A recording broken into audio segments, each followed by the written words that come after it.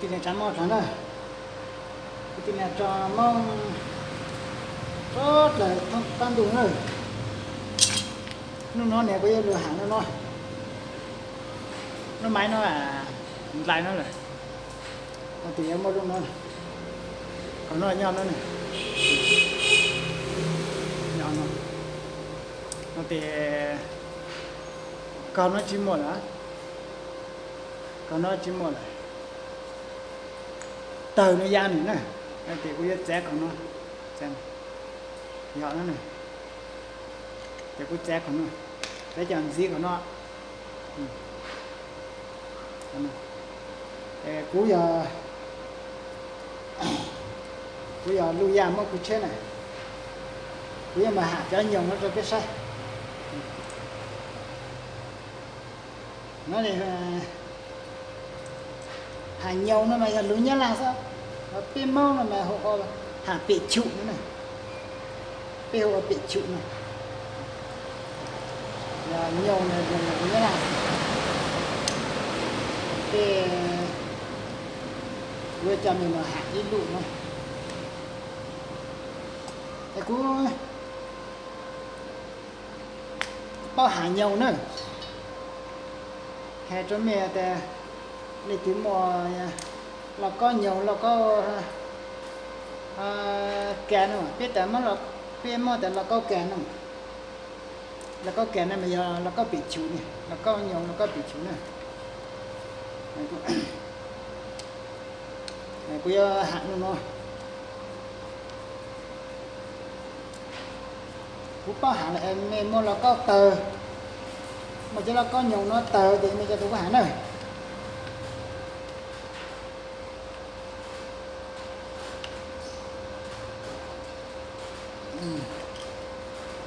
Ô nó này, nó chơi lên má hả, nó đưa để hãng này,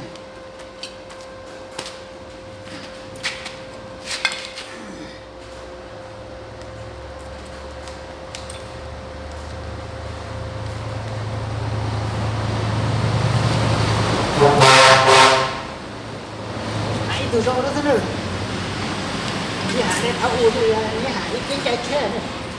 Cái xe này đẹp này.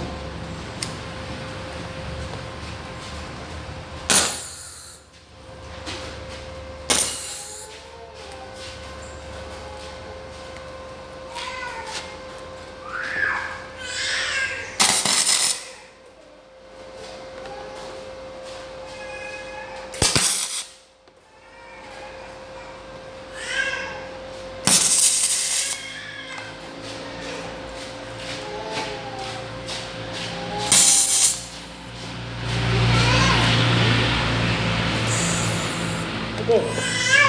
Cái gì à? Cái này.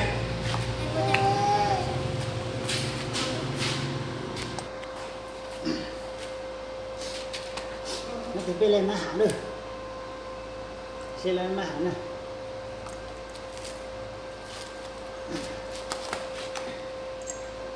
Nó này pe hộ lù. Đây là lán lù rồi. Lù của trổ rồi.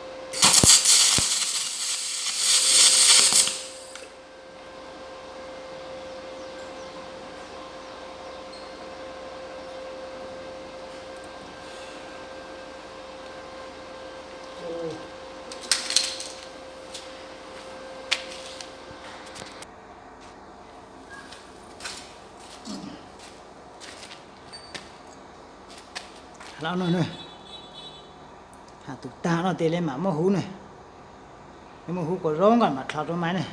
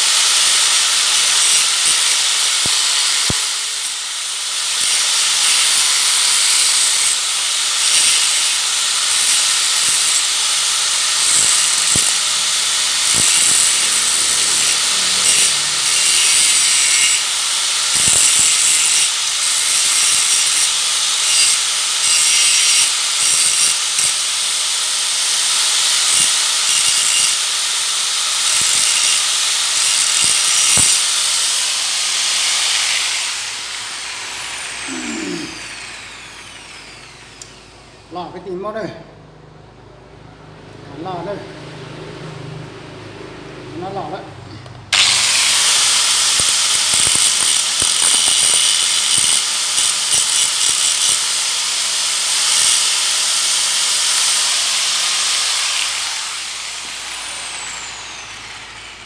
mình sẽ tủ rau nó này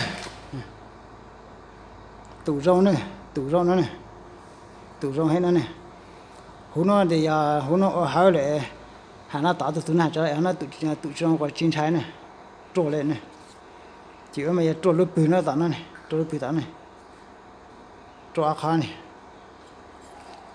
khó tạo nó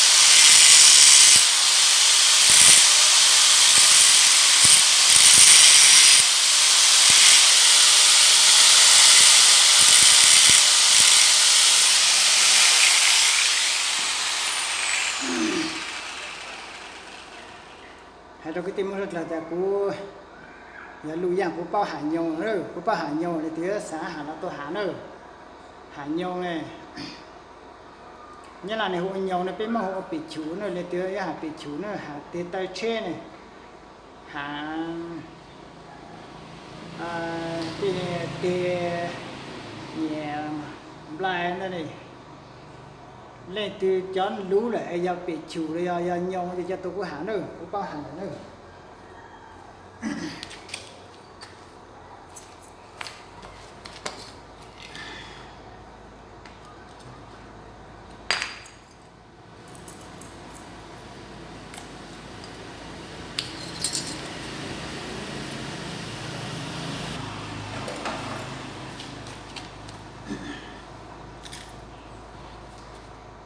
nên là nó lử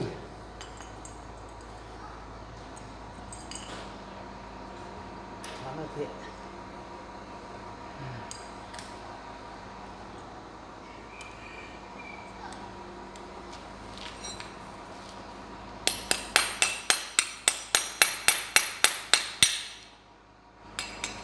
hú hú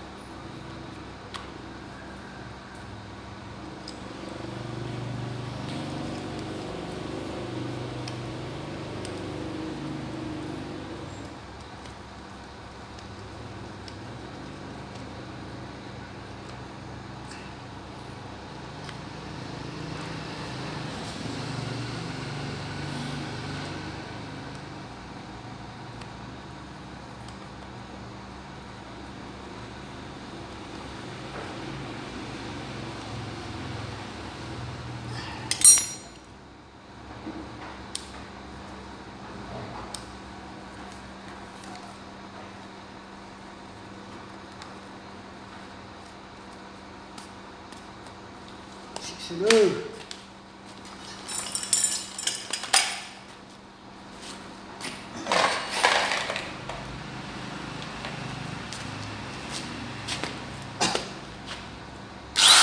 Ui, lọt rồi.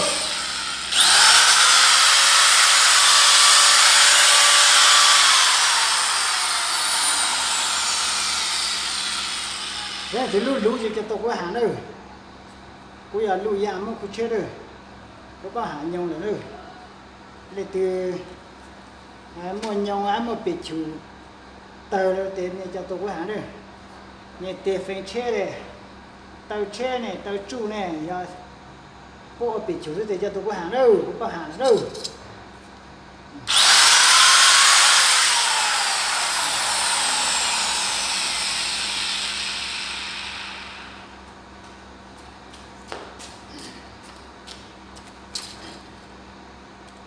Sau đó có nó còn gì nữa.